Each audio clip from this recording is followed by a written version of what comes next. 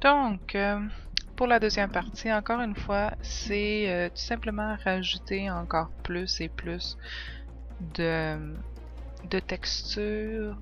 Plus il y a de textures, plus tu as de calques qui se superposent, qui s'accumulent ensemble, plus tu vas avoir de qualité, plus tu vas avoir une image où on remarque qu'il y a du travail. Donc là, je fais tout le temps l'aléatoire entre le calque original qui s'appelle Zombie dans ce cas-ci, les calques 1, 2, 3 à 4. Comme vous pouvez voir, j'ai déplacé mes niveaux, mon calque 4 que j'ai mis tout simplement en bas parce que je trouvais que ça avait juste l'air plus beau. On rajoute plus de sang parce qu'on se dit pourquoi pas, on en rajoute autour des yeux, sur la joue, autour de la bouche beaucoup, parce qu'on va supposer que notre zombie en question a dû manger. Dans ce cas-ci, la lumière crue, on fait un mélange. Là. Je trouvais que j'avais un petit peu trop de sang, donc c'est vraiment là, le côté artistique de la chose. Là. Je ne le dirais pas assez. En rajoutant un petit flou gaussien entre 1 et 5. Là.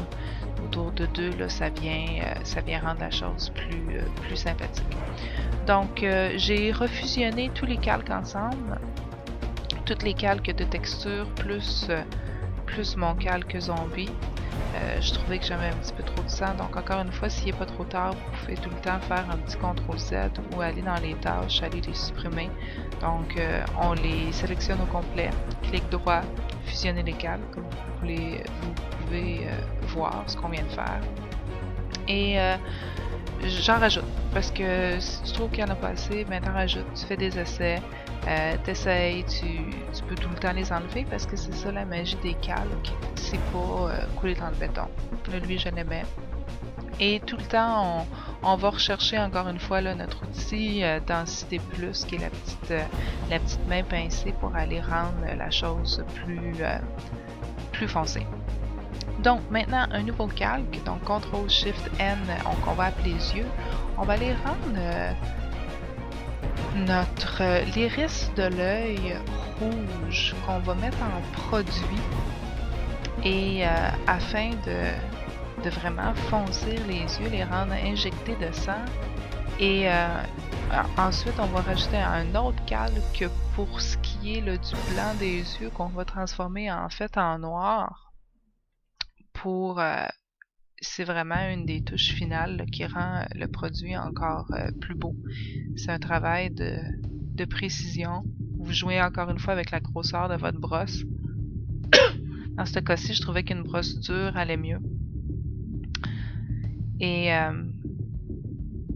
c'est important de séparer les yeux, l'iris de la pupille. Donc la partie noire, on va aller se mettre un petit flou gaussien à 2, alors que l'iris de l'œil, on n'ira pas changer ça. Faites attention, dépendant de vos calques, de ne pas faire embarquer le noir sur le rouge, ça va faire une différence. Ici, je trouvais juste que le contour de mon rouge semblait comme pas assez foncé.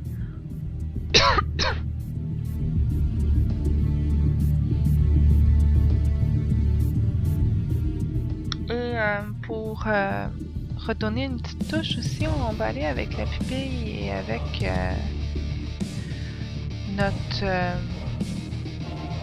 notre pinceau. Je sais pas ce qui s'est passé là, mais en tout cas avec notre pinceau, on va la rajouter une petite touche de gris, pas de blanc. Ça va être comme un gris qu'on va mettre un mini flou gaussien. Ça fait comme si on avait une petite lumière.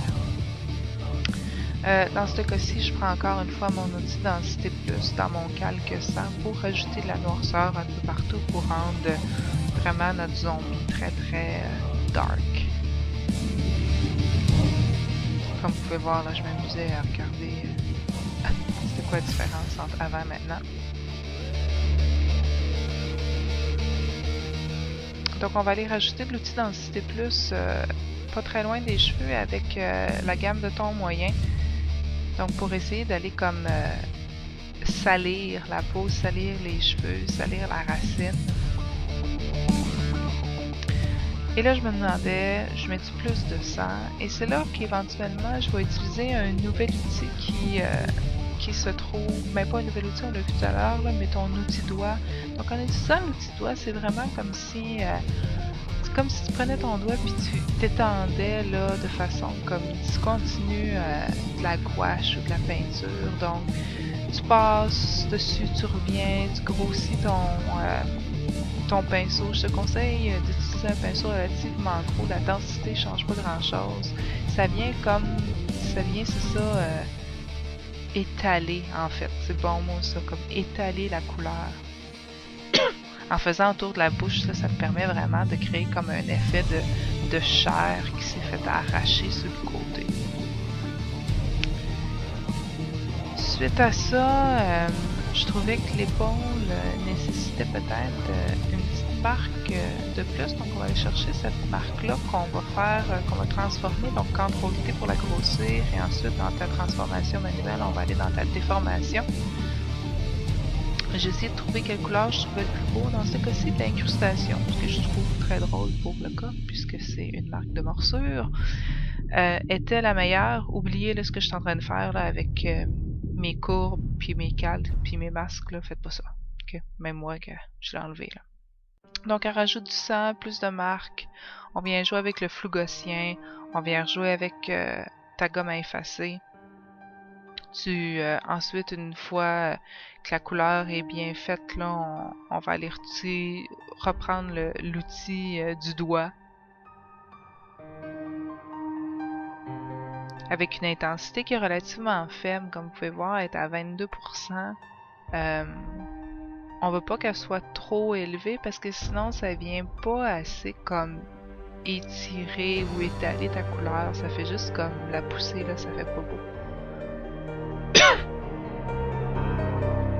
Encore une fois, on utilise l'outil densité plus. Avec une exposition relativement ferme dans nos tons clairs là, pour rajouter là, tranquillement la chose. Donc on n'oublie pas d'enregistrer en PSD. On va aller fusionner les calques ensemble. On n'est pas obligé, là, c'était juste pour vous montrer en fait la différence entre Madame et Madame Zombie.